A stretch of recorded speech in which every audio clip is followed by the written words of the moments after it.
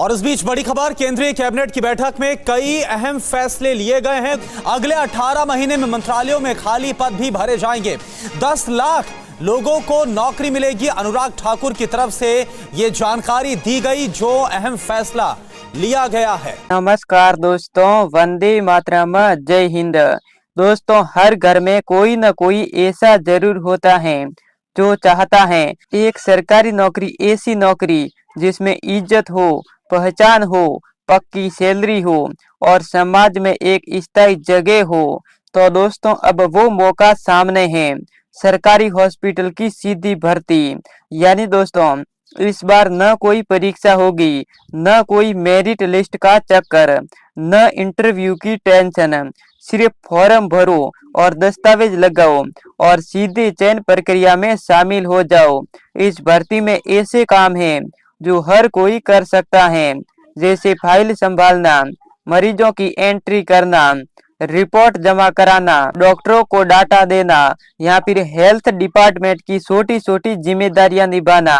कोई भी फिजिकल या फिर सफाई से जुड़ा काम नहीं, साफ सुथरा और सरकारी, और सबसे जरूरी, सम्मान से भरा काम। और दोस्तों, आपको हर महीने अच्छी खासी सरकारी हॉस्पिटल की तरफ से आपको मंथली सैलरी मिलेगी। और दोस्तों, इसके साथ आपको सरकारी आईडी कार्ड, मेडिकल सुविधा, पेंशन लाभ और समय पर मिलने वाली छुट्टियां भी मिलेगी। और दोस्तों, इसमें महिलाओं को भी बराबर मौका दिया जा रहा है। यानी अगर आप भी पढ़ी लिखी हैं और घर से बाहर निकल कर कुछ करना चाहती हैं, तो ये मौका आपके लिए है। सबसे जरूरी बात, यानी दोस्तों, इस भर्ती की अंतिम तारीख भी नजदीक है। तो दोस्तों, आप अंतिम तारीख निकलने से पहले पहले आप आवेदन करा देना है। दोस्तों, ये मत सोचिए कि समय बहुत है, क्योंकि मौके हर बार नहीं आते। जो लोग जल्दी निर्णय लेते हैं वही सरकारी वर्दी में नजर आते हैं। तो दोस्तों, हम सरकार की ऑफिशियल वेबसाइट पर जाते हैं, वहीं से दोस्तों सारी कुछ जानकारी जानते हैं कि कौन कौन से दस्तावेज लगेंगे, सरकारी हॉस्पिटल भर्ती में कौन कौन से पद निकले हैं, वो संपूर्ण जानकारी जान लेते हैं। तो दोस्तों, मैं सरकार की ऑफिशियल वेबसाइट पर आ चुका हूँ। इधर आप देख सकते हैं कि सरकारी हॉस्पिटल भर्ती 2025, कोई परीक्षा नहीं, अप्लाई डायरेक्ट, 5वीं से 12वीं पास हैं। तो दोस्तों, आप इजीली नौकरी ले सकते हैं, बिना परीक्षा की भर्ती है। उसके बाद दोस्तों, हम जान लेते हैं कि दोस्तों इस भर्ती में पदों की जानकारी, यानी सरकारी हॉस्पिटल भर्ती में कौन कौन से पद निकले हैं। तो दोस्तों, सबसे पहला पद है वार्ड अटेंडेंट। यदि आप इस वार्ड अटेंडेंट में नौकरी लेंगे तो इसमें काम है वो मरीजों को स्ट्रेचर पर लाना ले जाना और वार्ड की देखरेख। और इसमें योग्यता है वो 8वीं पास योग्यता रखी गई है। यानी इस वार्ड अटेंडेंट में नौकरी लेंगे तो आपको ये काम करना पड़ेगा और आपने 8वीं तक पढ़ाई की होनी चाहिए। उसके बाद दोस्तों, अगला पद है, इस पद का नाम है डॉक्टर असिस्टेंट हेल्पर। यदि आप इस डॉक्टर असिस्टेंट हेल्पर में नौकरी लेंगे तो इसमें काम है वो डॉक्टर के निर्देश अनुसार मरीजों की पर्ची बनाना, फाइल और सामान लाना। और इसमें योग्यता है वो 10वीं पास योग्यता रखी गई है। दोस्तों, आप डॉक्टर असिस्टेंट में नौकरी लेंगे तो आप इजीली 10वीं पास होने चाहिए, यानी आपको ये काम करना आना चाहिए। उसके बाद दोस्तों, अगला पद है, इस पद का नाम है फार्मेसी स्टोर सहायक। यदि आप फार्मेसी स्टोर सहायक में नौकरी लेंगे तो दोस्तों इसमें काम है वो दवा स्टोर में गिनती करनी होगी, दवाओं की एंट्री, रख रखाव।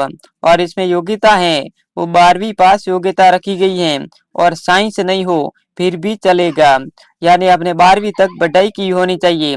लेकिन दोस्तों, आपने 10वीं और 8वीं भी पास की है तो अभी दोस्तों इस वाले पद में नौकरी मिल जाएगी।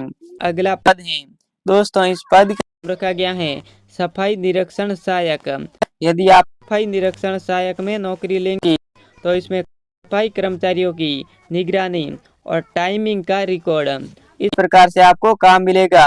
यानी दोस्तों आपको सफाई नहीं करनी है, जो सफाई करने वाले होते हैं उस कर्मचारियों की निगरानी रखनी होगी आपको, और टाइमिंग का रिकॉर्ड रखना होगा। और इसमें योग्यता है वो 8वीं 10वीं पास योग्यता रखी गई है। उसके बाद दोस्तों अगला पद है यानी महिला वार्ड सहयोगिनी। ये दोस्तों खास तौर पर महिलाओं के लिए पद चलाया गया है। यदि आप एक महिला हैं तो आप इस पद में इजीली नौकरी ले सकती हैं। तो दोस्तों इसमें काम है वो महिला वार्ड की देखभाल और महिला मरीजों की मदद करनी होगी।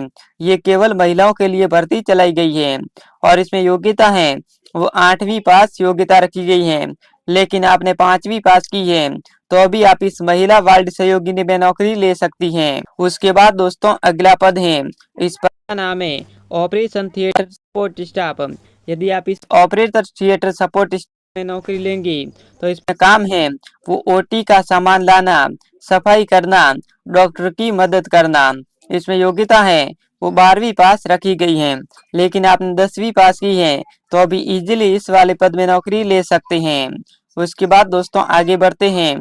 तो दोस्तों अगला पद है, इस पद का नाम रखा गया है रजिस्ट्रेशन काउंटर सहायक। यदि आप इस रजिस्ट्रेशन काउंटर सहायक में नौकरी लेंगे तो इसमें काम है वो मरीजों की रजिस्ट्रेशन, पर्ची देना, लाइन प्रबंधन, इस प्रकार से काम मिलेगा और इसमें योग्यता है वो 10वीं पास योग्यता रखी गई है।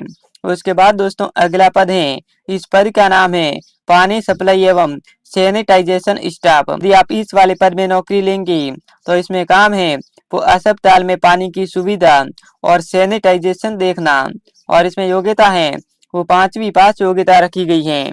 उसके बाद दोस्तों आगे बढ़ते हैं। तो दोस्तों अगला पद है, इस पद का नाम है मेडिकल फाइलिंग क्लर्क। यदि आप इस मेडिकल फाइलिंग क्लर्क में नौकरी लेंगी तो इसमें काम है वो मरीजों की रिपोर्ट फाइल करना, अलमारी प्रबंधन, इस प्रकार से आपको काम मिलेगा और इसमें योग्यता है वो 12वीं पास योग्यता रखी गई है। तो दोस्तों 9 पद निकले हैं इस सरकारी हॉस्पिटल भर्ती में। तो दोस्तों आपको जो पद अच्छा लगे उस पद में इजीली नौकरी ले सकते हैं और कमेंट बॉक्स में उस पद का नाम जरूर लिख सकते हैं। तो उसके बाद दोस्तों हम जान लेते हैं कि आवेदन प्रक्रिया। दोस्तों आवेदन प्रक्रिया है वो अपने जिले की मुख्य चिकित्सा अधिकारी या फिर दोस्तों CMHO या फिर सरकारी अस्पताल की HR विभाग में संपर्क करना होगा। वहां से आपको भर्ती का पर्चा और आवेदन फॉर्म प्राप्त करना होगा।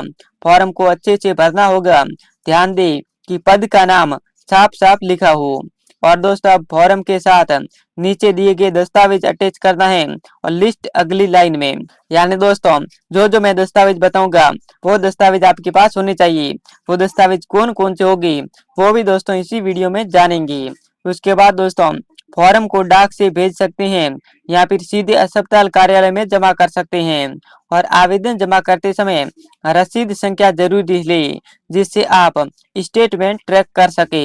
उसके बाद दोस्तों किसी भी परीक्षा या फिर इंटरव्यू के लिए नहीं बुलाया जाएगा। कोई भी इंटरव्यू या फिर परीक्षा नहीं होगी। सिर्फ दस्तावेज जांच और ट्रेडिंग की जाएगी और कॉल आएगी। उसके बाद नियमित उम्मीदवारों को 15 दिनों की बेसिक ट्रेनिंग दी जाएगी, फिर ड्यूटी शुरू होगी।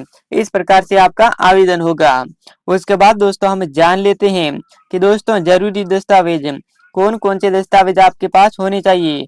सबसे पहले शैक्षणिक प्रमाण पत्र जो 5वीं 8वीं 10वीं और 12वीं की मार्कशीट। उसके बाद पहचान पत्र, आधार कार्ड, वोटर ID। उसके बाद निवास प्रमाण पत्र, 4 पासपोर्ट साइज फोटो, चरित्र प्रमाण पत्र स्थानीय थाने से, आवेदन फॉर्म की फोटोकॉपी।